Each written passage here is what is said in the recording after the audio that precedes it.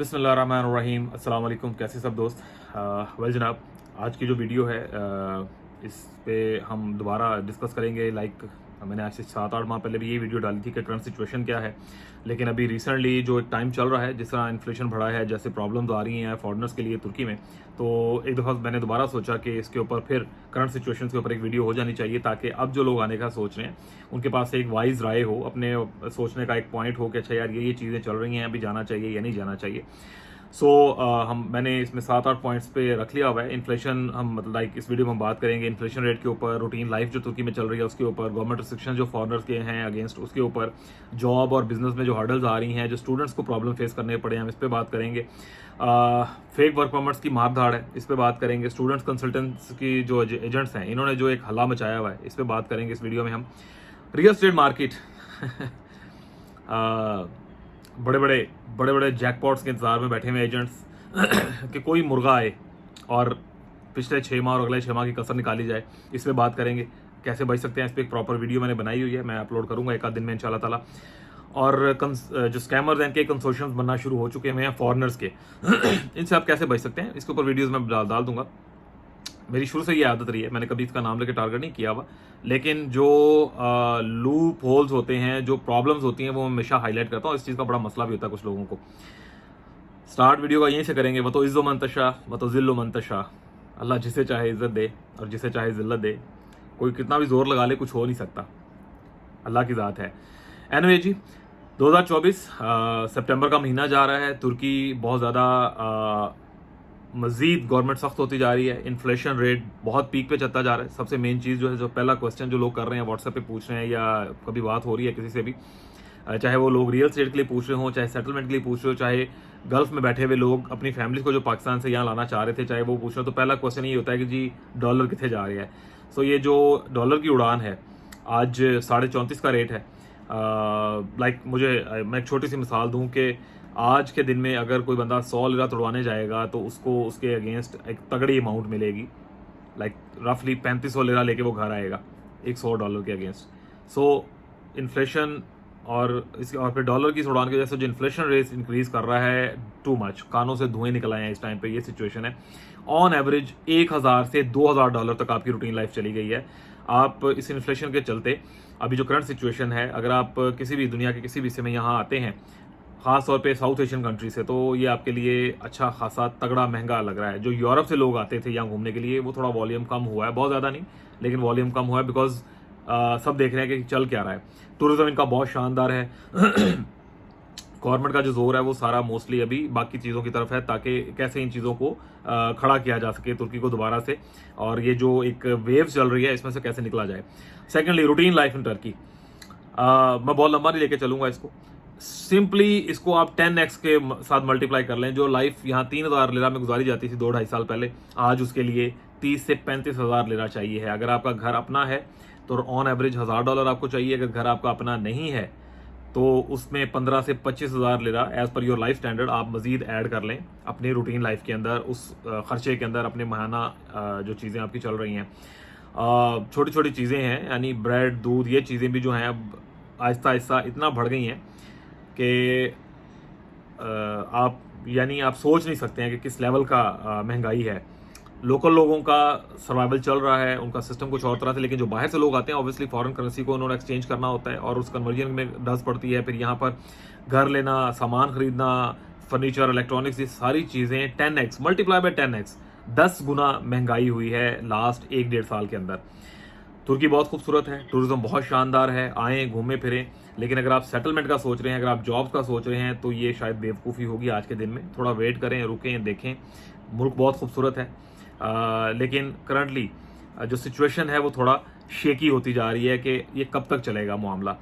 तीसरी चीज़, government restrictions against foreigners जो है, ये चीज़ जोर पकड़ती जा रही है। हम सोच रहे थे कि 6 माह साल के अंदर अंदर जैसे पहले होता था, चीज़ें रूटीन पे आना शुरू हो जाएंगी, लेकिन ऐसा कुछ नहीं हो रहा। हर एक हफ्ता जो है वो पिछले हफ्ते से ज़्यादा सख्ती देखने में आ रही है। छोटी सी मिसाल अगर दूं, कुछ नहीं तो अल्हम्दुलिल्लाह यहाँ से 70 से 80% इन्होंने फॉरेनर्स निकाल दिया, ऑलरेडी पकड़ लिया और डिपोर्ट हो चुका है या वापस जा चुका है। बहुत सारे ऐसे लोग जो आए लीगल थे लेकिन ओवरस्टे थे, जो जो इनकी दाढ़ के नीचे आया है सारा डिपोर्ट हो चुके हैं, सबको निकाल दिया हुआ इन्होंने। और जो बहुत सारे लोगों को, बहुत बड़ी रेशो है जिनको एक्सटेंशन नहीं मिली, सिर्फ वो सेफ है जिनके पास प्रॉपर्टी अपनी थी, जिनका कोई प्रॉब्लम नहीं है, वो कंटिन्यू कर रहे हैं। लेकिन इन्फ्लेशन और जो बिहेवियर है टुवर्ड्स फॉरनर्स, वो उनको भी फेस करना पड़ रहा है ओवरऑल। बहुत सारे लोग इसको रेसिज्म का नाम दे रहे हैं। मैं इसको रेसिज्म नहीं कहूँगा, नेशनलिज्म ही है। हर बंदा चाहता है कि हम लोगों को पाकिस्तान में जब अफगान कम्युनिटी बहुत ज़्यादा आई थी तो हमें भी प्रॉब्लम फेस करना पड़े थे, लेकिन उनमें से बहुत सारे अच्छे लोग भी थे जो हमारे साथ रहे। तो हर मुल्क का एक अपना है। यूरोप भी सोच रहा है कि एक्स्ट्रा लोगों को निकाला जाए। सो अपने लिहाज से वो ठीक है, हम इसको रेसिज्म नहीं कह सकते, लेकिन प्रॉब्लम तो क्रिएट हो रही है, इसमें कोई दो राय नहीं है। चौथी चीज़ है जी, जो फेक वर्क परमिट यहाँ पर बेचा जा रहा है, इस पर मैं अलग से भी एक वीडियो करूंगा। खुदा रहा, ये मेरे हाथ जुड़े हुए हैं यार। आप लोग 8 लाख से लेके 15 लाख रुपया दे के पाकिस्तान से तुर्की में आ रहे हैं, और यहाँ पर ये 99% आपको ये जो एजेंट्स हैं पाकिस्तानी, 99% आपको फेक वर्क परमिट दे के भेज रहे हैं। तुर्की में जॉब्स उस तरह से नहीं है, इनकी छोटी इंडस्ट्री उस तरह से फ्लरिश नहीं कर रही है, उस तरह से काम नहीं है। और ये जो इलीगल्स को निकाला गया उसके बाद से बहुत सारी छोटी इंडस्ट्रीज जो हैं उनमें प्रॉब्लम आ रही हैं।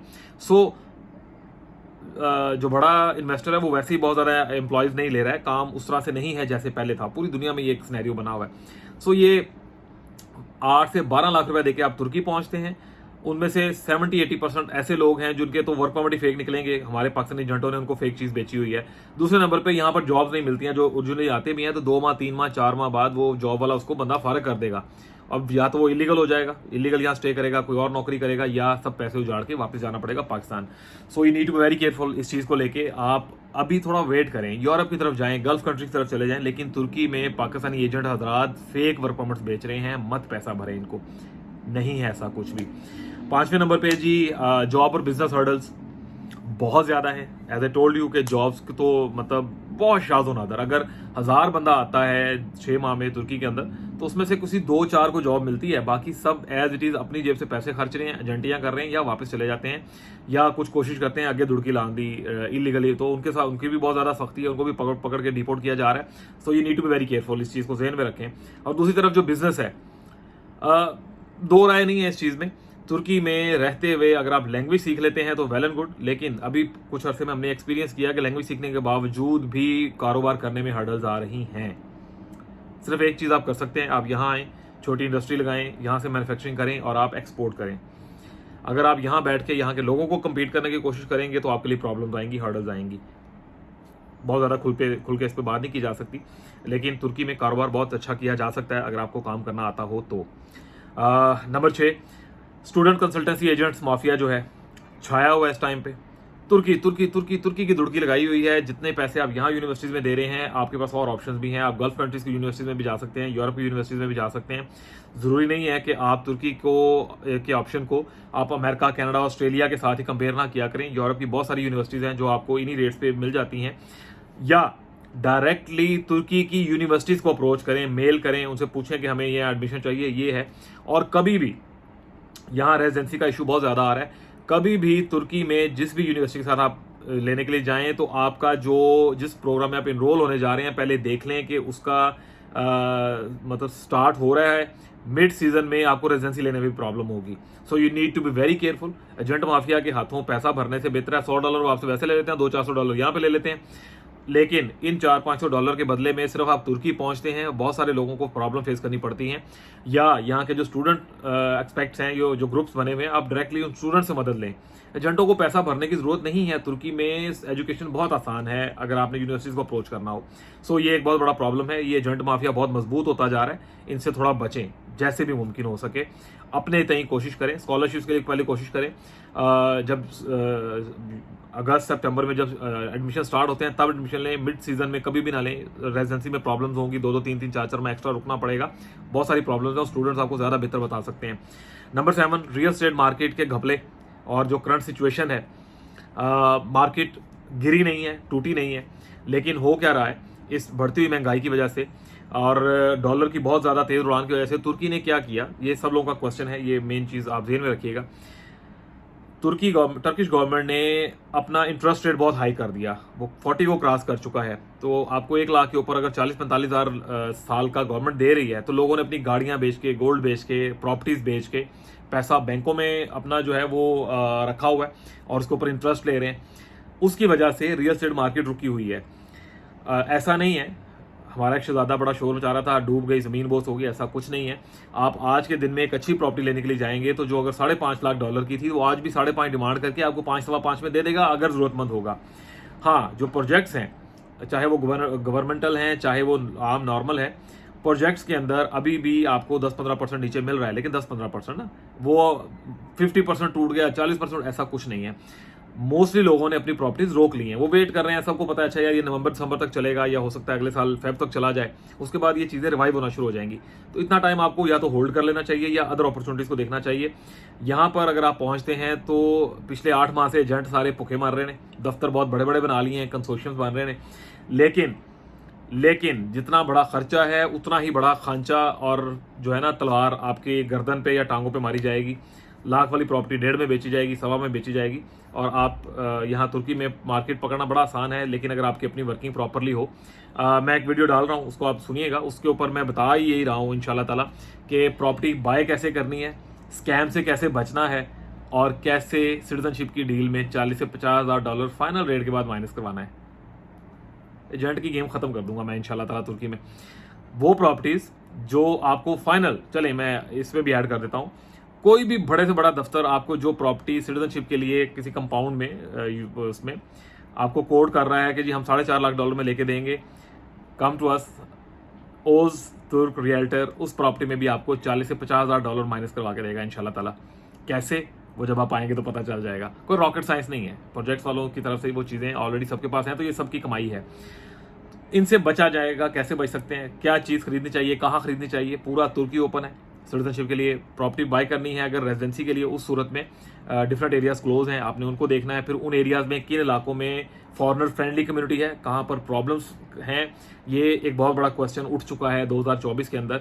बहुत से ऐसे एरियाज हैं तुर्की में, इस्तांबुल में, जहाँ पर फॉरेनर्स के लिए कोई बहुत फ्रेंडली माहौल नहीं है। ऑल दो ये को बहुत ज़्यादा एरियाज नहीं है, लेकिन ये एक चीज़ चल रही है। अब इसके चलते आपको उन एरिया से थोड़ा हट के जहाँ फ्रेंडली लोग हैं वहाँ पे जाके रहना पड़ेगा। लास्ट, स्कैमर्स, बहुत बढ़ता जाएगा ये काम। मैंने जैसे 7वें-8वें पॉइंट पे बात की थी कि पिछले 8-9 माह से मार्केट जो है वो बहुत स्लो है, उस तरह से रियल एस्टेट का काम नहीं हो रहा। और कुछ ऐसे दफ्तर हैं जिन्होंने बहुत बड़े बड़े सेटअप्स बनाए हुए हैं और उनके खर्चे जो हैं वो डॉलर्स में थे। 25-25, 10-10, 15-15 के स्टाफ बनाए हुए हैं, 2-2, 3-3 ब्रांचेस बनाई हुई हैं। अब काम नहीं है तो जो भी आएगा दाढ़ के नीचे वो सारे खर्चे भरेगा, ये चीज़ जहन में रखें। सो जितने बड़े दफ्तर में जाएंगे उतना बड़ा टोका लगेगा। ये थी करंट सिचुएशन तुर्की की राइट नाउ। मैं नेक्स्ट ये 2 हफ्तों बाद मैं पहुंच रहा हूं अपना दोबारा साउथ ईस्टर्न यूरोपियन कंट्रीज़ जो हैं वहाँ पर बहुत सारी छोटी इन्वेस्टमेंट जो हमारे इंडियन, अफगानी और पाकिस्तानी भाई करना का सोच रहे हैं, क्योंकि तुर्की में $2 लाख से कम पे अब आपको रेजिडेंसी नहीं मिलेगी, और उस रेजिडेंसी पे पासपोर्ट भी 6 साल बाद मिलना है, और जॉब अपॉर्चुनिटीज़ नहीं है, कारोबार की सहूलतें उसमें नहीं हैं। सो मैंने कुछ ऐसा एक सिस्टम अल्हम्दुलिल्लाह ड्रॉ किया है, जो आने वाली वीडियोज़ में मैं आपको बताऊँगा। 50,000 से लेके 1 लाख यूरो की इन्वेस्टमेंट के ऊपर आपको घर मिल जाएगा, आप उसमें रह सकते हैं, एयरबीएनबी कर सकते हैं, किराए पे दे सकते हैं, खुद रह सकते हैं। 3 साल से 5 साल में पीआर बन जाएगी। मजीद अगर आप 5 साल रहते हैं या कोई कारोबार शुरू कर लेते हैं तो 5 to 10 ईयर्स में आपको पासपोर्ट मिल जाएंगे, और पूरे यूरोप की एक्सेस होगी, पूरे शेंजन जोन की एक्सेस होगी आपको उस पीआर के ऊपर। इन्वेस्टमेंट क्या है, 50,000 से 1 लाख यूरो। वहाँ की यूनिवर्सिटीज़ को भी हम लेके चलेंगे साथ, यानी बहुत कुछ है। आने वाली वीडियोस के लिए जिन दोस्तों ने सब्सक्राइब नहीं किया हुआ, सब्सक्राइब कर लें चैनल को, लाइक करें, शेयर करें दोस्तों के साथ जो इंटरेस्टेड हैं पाकिस्तान से, बांग्लादेश से, अफगानिस्तान से और इंडिया से निकलने में। आने वाली वीडियोस साउथ एशियन कंट्रीज़ के जो हमारे दोस्त हैं उनके लिए बहुत बड़ी होने वाली हैं, और ख़ास तौर पर वर्क परमिट्स के लिए मैंने 3 जगह पर कॉन्ट्रैक्ट्स किए हैं अल्हम्दुलिल्लाह। ये चीज़ें आहिस्ता आहिस्ता आपको मिलती रहेंगी सारी गाए बगाए वीडियोज़ में। अभी की वीडियो जो थी वो करंट सिचुएशन के ऊपर थी। बहुत सारी नेगेटिविटीज़ भी चल रही हैं, सारा मामला तो अपनी जगह है, लेकिन रियलिटी जो है वो अपनी जगह पे है। सच सच होता है, झूठ झूठ ही रहता है। सच खुल के सामने आता है, और झूठ के मामले में बंदा सिर्फ बोलता है और चेहरे का नूर जो है वो चला जाता है कहीं ना कहीं। दुआ में याद रखें। जज़ाकल्लाह। अल्लाह हाफिज़। और नेक्स्ट वीडियोस लाजमी देखें, इंतहाई यूजफुल और आउटस्टैंडिंग वीडियोस हैं जो लोग यूरोप में सेटल होना चाहते हैं। अल्लाह हाफिज़।